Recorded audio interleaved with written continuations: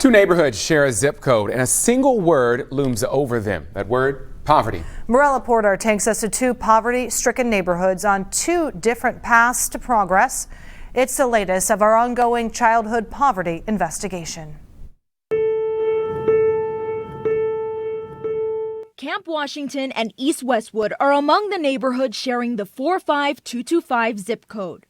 The data says the poverty rate in this area is nearly 60%. While they have that in common, they're very different. We'll start with East Westwood. When I was a kid, there was East Westwood. It used to be just Westwood. It changed because this side of the town, side of Westwood, wasn't getting a lot of attention as the other side of Westwood. Rodney Christian says the majority black community has come some way, but more needs to be done. He says it starts with the people who live here.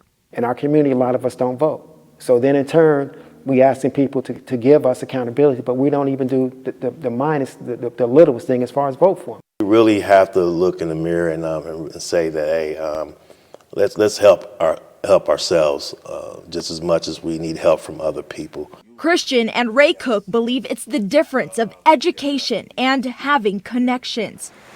It's evident East Westwood has not seen the progress other neighborhoods have.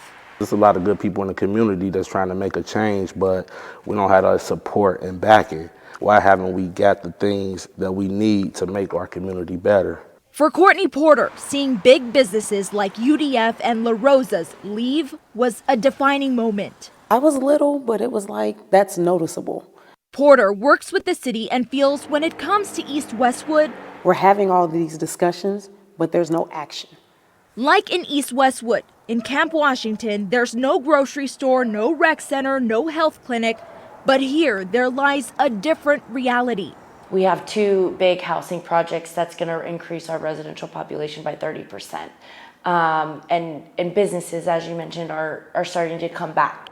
Camp's makeup is different, being a majority white neighborhood with 60% of it industrial and just 40% residential. It's an up-and-coming neighborhood despite being poverty-stricken. When you have poverty, it doesn't mean that there's going to be crime and it's a certain race.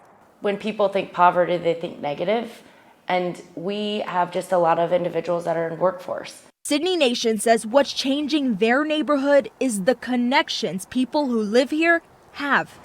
She says what's pulling progress in is word of mouth and their location. It's a direct connectivity to a lot of other neighborhoods, so I think we have that benefit where big businesses are just kind of wanting to start here. Morella Porter, Local 12 News.